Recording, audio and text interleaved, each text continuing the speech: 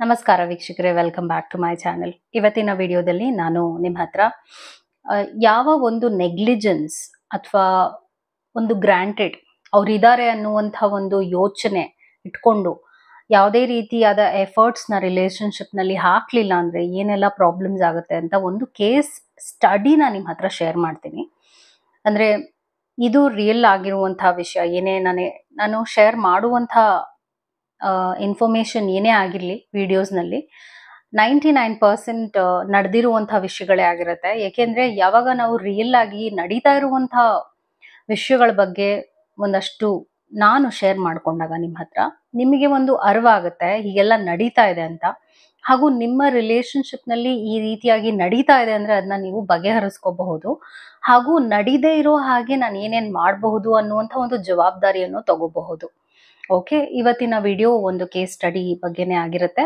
ಮತ್ತು ಈ ತಪ್ಪನ್ನ ನೀವು ಮಾಡ್ತಾ ಇದ್ದೀರಾ ಅಂದರೆ ಆದಷ್ಟು ಬೇಗ ಈ ಒಂದು ಪ್ರಾಬ್ಲಮ್ನ ನೀವು ಸಾಲ್ವ್ ಮಾಡ್ಕೊಳ್ಳೇಬೇಕಾಗತ್ತೆ.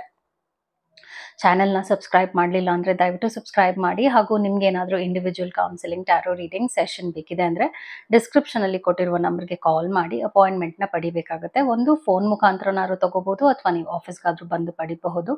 ನಿಮಗೆ ಯಾವುದು ಅನುಕೂಲ ಅನ್ಸುತ್ತೆ ನೀವು ಮಾಡಿ. ಸೊ ಇಲ್ಲಿ ಒಂದು ಕೇಸ್ ಸ್ಟಡಿ ಇತ್ತೀಚೆಗೆ ಬಂದಿದ್ದು. ಆ ಕ್ಲೈಂಟ್ ಹಸ್ಬೆಂಡ್ ಆ್ಯಂಡ್ ವೈಫ್ ಇಬ್ಬರು ಬಂದಿದ್ದು ಕೌನ್ಸಿಲಿಂಗಿಗೆ. ಇಲ್ಲಿ ಏನಂದರೆ 20 ವರ್ಷದ ರಿಲೇಶನ್ಶಿಪ್ ಆಗಿದೆ. ಇದು ತುಂಬಾ ನೋವು ಅನುಭವಿಸಿದ್ದಾರೆ, ಇಬ್ಬರು ಕೂಡ ನೋವು ಅನುಭವಿಸಿದ್ದಾರೆ.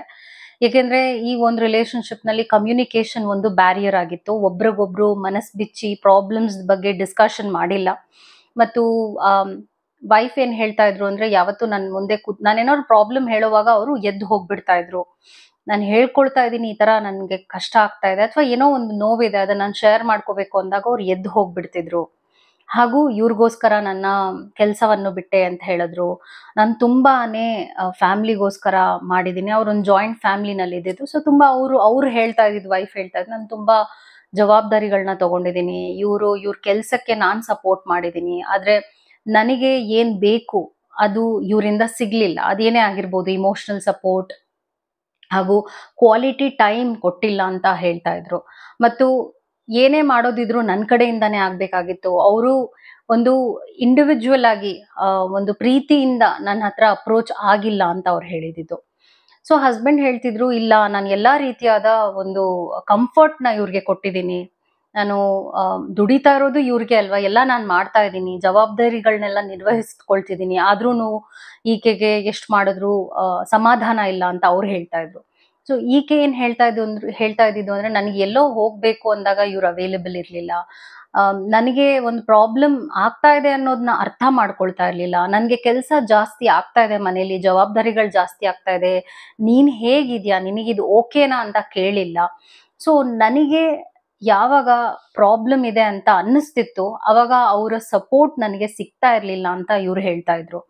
ಸೊ ಇಲ್ಲೇನಾಗುತ್ತೆ ಅಂದ್ರೆ, ಒಂದು ಓಪನ್ ಆಗಿ ಮಾತಾಡ್ಲಿಲ್ಲ, ಅದ್ರ ಬಗ್ಗೆ ಎಕ್ಸ್ಪ್ರೆಷನ್ ಮಾಡ್ಲಿಲ್ಲ ಅಂದಾಗ ಹೋಗ್ತಾ ಯಾಕಂದ್ರೆ 20 ವರ್ಷದ ರಿಲೇಶನ್ಶಿಪ್ ಇದು, ಹೋಗ್ತಾ ರೆಸ್ಪೆಕ್ಟ್ ಕಳ್ಕೊಳ್ತಾರೆ, ಒಬ್ರಿಗೊಬ್ರು respect ಕಳ್ಕೊಳ್ತಾರೆ.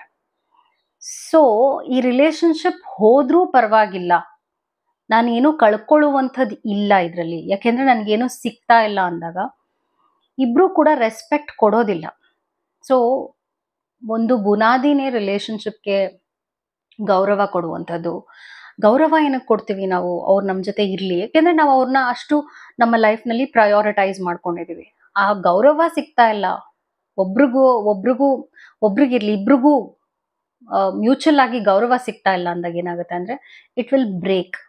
And it's a very big foundation. ಗೌರವ ಮತ್ತು ಟ್ರಸ್ಟ್, ನಂಬಿಕೆ ಇವೆರಡೂ ಇಲ್ಲ ರಿಲೇಶನ್ಶಿಪ್ಪಲ್ಲಿ ಅಂದಾಗ ಏನಾಗುತ್ತೆ ಅಂದರೆ, ಇವ್ರು ಹೋಗೋದ್ರಿಂದ ನನ್ನ ಲೈಫ್ನಲ್ಲಿ ಏನು ಕಳ್ಕೊಳ್ಳೋದಿಲ್ಲ ಅನ್ನುವಂಥದ್ದು ಬಂದಾಗ ಜಗಳಗಳು ಬರುತ್ತೆ, ಹಾಗೂ ಮನಸ್ತಾಪಗಳು ಬರುತ್ತೆ, ಕೆಟ್ಟ ಅವಾಚ್ಯ ಶಬ್ದಗಳು ಬರುತ್ತೆ. ಹಾಗೂ ಒಂದೊಂದು ರಿಲೇಶನ್ಶಿಪ್ನಲ್ಲಿ ಎಕ್ಸ್ಟ್ರೀಮ್ ಕೇಸಸ್ ಏನಿರುತ್ತೆ ಅಂದರೆ, ನಡಿಬಹುದು.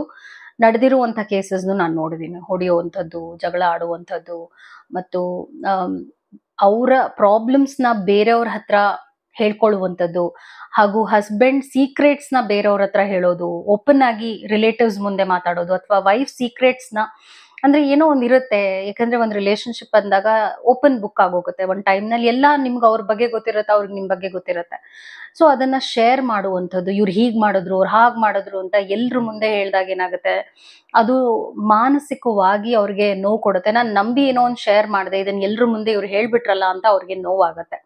ಸೊ ನಾನೇನ್ ಹೇಳ್ತಾ ಇದ್ದೀನಿ ಅಂದ್ರೆ, ಪ್ರಾಬ್ಲಮ್ ಇದೆ ಅಂದ್ರೆ ಆದಷ್ಟು ನೀವು ಮುಂಚೆನೆ ಸಾಲ್ವ್ ಮಾಡ್ಕೊಳಕ್ ನೋಡ್ಕೊಳ್ಳಿ. ಅದನ್ನ ಲೈಕ್ ಪೆಂಟ್ ಅಪ್ ಫೀಲಿಂಗ್ಸ್ ಅಂತ ಹೇಳ್ತೀವಿ. ಅದನ್ನ ನೀವು ಎಷ್ಟು ಅರ್ಥ ಮಾಡ್ಕೊಳ್ತಾರೆ, ನಾನೇನು ಹೇಳೋದಿಲ್ಲ, ಅವರೇ ಅರ್ಥ ಮಾಡ್ಕೊಳ್ತಾರೆ. ಎಷ್ಟೋ ಜನ ಅದು ಅನ್ಕೊಳ್ತಾರೆ, ನನ್ನ ಪಾರ್ಟ್ನರ್ ಇಷ್ಟು ವರ್ಷ ಇದ್ದಾರೆ, ನನ್ನ ನೋವನ್ನ ಅವರೇ ಅರ್ಥ ಮಾಡ್ಕೊಂಡು ನನ್ನ ಪ್ರಾಬ್ಲಮ್ಸ್ ನ ಅವರೇ ಸಾಲ್ವ್ ಮಾಡ್ಬೇಕು ಅಂತ. ಹಾಗಿರೋದಿಲ್ಲ. ಒಂದೊಂದ್ ಕೇಸಸ್ ಅಲ್ಲಿ ಹಾಗಿರೋದೇ ಇಲ್ಲ. ನೀವು ಹೇಳ್ಕೊಳ್ಳಿಲ್ಲ ಅಂದ್ರೆ ಅವ್ರಿಗೆ ಅರ್ಥ ಆಗೋದಿಲ್ಲ. ಅವರು ಬೇರೆ ರೀತಿಯಾಗಿ ಏನೋ ಅರ್ಥ ಮಾಡ್ಕೊಳ್ತಾರೆ. ನೀವ್ ಏನಕ್ಕೆ ಬೇಜಾರಲ್ಲಿದ್ದೀರಾ ಅಂತ 108 ರೀಸನ್ಸ್ ಅವರು ಹುಡುಕ್ಬಹುದು. ಆ 108 ರೀಸನ್ ಅಲ್ಲಿ ಮೇನ್ ಇಂಪಾರ್ಟೆಂಟ್ ಆಗಿರುವಂತ ಕಾರಣ ಏನು ಅಂತ ಗೊತ್ತಿರುವಂತದ್ದೇ ನಿಮಗೆ. ಅದರಿಂದಾನೇ ನಾನು ಹೇಳೋದೇನಂದ್ರೆ, communication plays a very important role. ಅದು ಇರ್ಬೇಕಾಗತ್ತೆ. ಅದಿಲ್ಲ ಅಂದಾಗ ರೆಸ್ಪೆಕ್ಟ್ ಹೋಗುತ್ತೆ ರಿಲೇಶನ್ಶಿಪ್ ನಲ್ಲಿ, ಟ್ರಸ್ಟ್ ಹೋಗುತ್ತೆ, ಟ್ರಸ್ಟ್ ಬ್ರೇಕ್ ಆಗುತ್ತೆ. ನಂಬೋದಿಲ್ಲ, ನಾನು ನಿನ್ನ ನಂಬಿ ನಿನ್ ಜೊತೆ ಹೇಗಿರ್ಲಿ ಅನ್ನುವಂಥ ಒಂದು ಪ್ರಶ್ನೆ ಮೂಡ್ಬಿಡತ್ತೆ. ಇದೆಲ್ಲ ನಾನು ಏನಕ್ಕೆ ಹೇಳ್ತಾ ಇದ್ದೀನಿ ಅಂದ್ರೆ, ಈ ತರ ಪ್ರಾಬ್ಲಮ್ಸ್ ಬರ್ತಾ ಇದೆ. ಸೊ ಫಸ್ಟ್ ನೀವು ಇನಿಷಿಯಲಿನೇ ಇಂಥದ್ನೆಲ್ಲ ಫೇಸ್ ಮಾಡ್ತಾ ಇದ್ದೀರಾ ಅಂದ್ರೆ, ರಿಲೇಶನ್ಶಿಪ್ ನ ಬ್ರೇಕ್ ಮಾಡ್ಬಿಡ್ಬೋದು. ಅದೇನು ದೊಡ್ಡ ವಿಷಯ ಅಲ್ಲ. ಯಾಕಂದ್ರೆ ಯಾರು ಪರ್ಫೆಕ್ಟ್ ಆಗಿರೋದಿಲ್ಲ. ಯಾರು ಈಗ ಎಲ್ರು ಒಂದೊಂದು ಬ್ಯಾಗೇಜ್ ಇಟ್ಕೊಂಡ್ ಬರ್ತಾರೆ ರಿಲೇಶನ್ಶಿಪ್ಗೆ. ಅಂದ್ರೆ ಅವರ ಫ್ಯಾಮಿಲಿಲಿ ಏನೋ ಪ್ರಾಬ್ಲಮ್ಸ್ ಇರುತ್ತೆ, ಅವ್ರಿಗೊಂದು ಸಪೋರ್ಟ್ ಸಿಕ್ಕಿರೋದಿಲ್ಲ, ಏನೇನೋ ಕಾರಣಗಳಿಂದ ಅವ್ರಿಗೇನೋ ಒಂದು ನೀಡ್ಸ್ ಅಂಡ್ ವಾಂಟ್ಸ್ ಬೇಕಿರುತ್ತೆ, ಮನೇಲಿ ಏನ್ ಸಪೋರ್ಟ್ ಬೇಕಿರುತ್ತೆ, ಅದು ಸಿಗ್ಲಿಲ್ಲ ಅಂದಾಗ ಒಂದು ಡ್ಯಾಮೇಜ್ಡ್ ಸಿಚುವೇಶನ್ ಇಟ್ಕೊಂಡೇ ಒಂದು ರಿಲೇಶನ್ಶಿಪ್ಗೆ ಬಂದಿರ್ಬೋದು, ಅಥವಾ ಒಂದು ಮದುವೆ ಆಗಿರ್ಬಹುದು.